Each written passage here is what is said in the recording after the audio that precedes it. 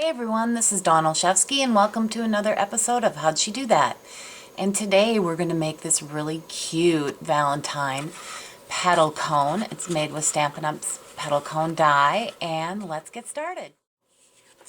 Okay, so here's the petal cone die, and you can see there's the petal cone. Here is a half a scallop, and here is like a banner strip. And so for this project, I'm using the cone and I'm using the half a scallop. So what you want to do with that is that I highly recommend that you only do one layer at a time, because this is not only cutting but it's scoring.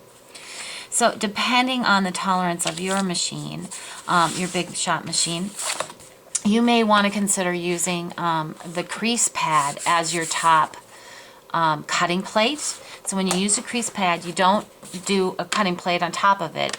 That is your cutting plate, okay? And Stampin' Up does recommend these. You might be able to get away with just using a traditional sandwich with the cutting plate. But like I say, each machine is a little bit different, so you may want to test yours. So for this little cone box, we're gonna cut two of them, so cut one at a time. So we've done that. Now next what you want to do is I'm going to add some texture with the letterpress plate, and it's called Heart Pressed. Now for this plate, what I'm having tab 1 open, and I need for my machine an extra shim, and all I'm using is a piece of, this is just a regular piece of Stampin' Up cardstock. So I'm putting that down. And then there is no bottom cutting plate, because this is, see how thick this is? This is kind of acts as a cutting plate. And then I'm going to put this down. Now you could ink this up. Actually, one of my favorite ways to use that is with Versamark. But I just wanted the extra texture, and I've already textured these. It's just a very subtle texture that you can see there. And so so what you want to do is you want to lay it down like this, and you do want to reserve one of your plates to be clean, okay? So meaning no scratches and stuff like that. So that's your sandwich. You're going to run it through, and then you'll do it again for the next one. Okay, so we'll go on to the next step. Okay, so what I did next is cut two of these half scallop circles, and I cut them both at the same time. And what I'm going to do next is poke them. I just want a little hole in each of those scallops, and you can just leave both of them together, and that way you can quickly get the holes in there really fast. There you go. Okay, so now we're ready to assemble our petal cone box. Now what I've done is I've put some dimensionals on here, because I actually want my flaps to be downwards, but I just have them ready to go for now. I've also added sticky strip. Now I want you to know I have gone all the way to the very tip on this with the sticky strip, so that's kind of important for this box as it comes to, for that cone shape, it's going to stay together really well. Now I've also folded everything on the scored lines, and these edges tuck under. Okay, so I'm going to tuck this one under too. Now, the easiest way to put these together is having them flat.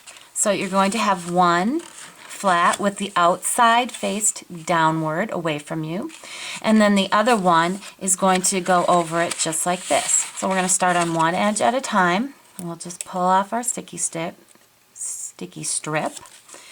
Okay, and what you'll do is you'll just match that up. So I have it tucked under. I'm going to match it, because these are exactly the same size, so they should fit perfectly together.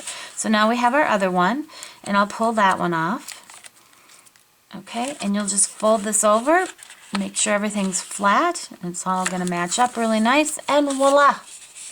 There is your box. So now it folds like this. Now I want to fold all of these down, which is why I added the dimensionals. So I'm going to do that real quick, and I'll be right back.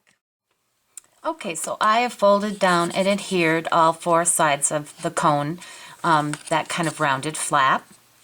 And I've also added one of my scallop circles to one side. And so on the opposite side, I want to do that as well. And if you are a follower of mine, you know I like Stampin' Dimensionals. So I like to pop things up, and I also like to make sure things stay really nice. So that's what I use to put that on there. Now what we're going to do is we're going to add a ribbon holder to our cone. I'm just going to use my Crocodile. And for those of you that aren't familiar with the Crocodile, it has this end, which is for eyelets, but I'm going to use the two sides that are for, actually I'm going to obviously just use one of them, but the two sides are hole punches. This is the larger and this is the smaller. So I'm going to use the larger one. Just going to put this in here, and I'm going to go through and get my two holes, one on each of the opposite sides.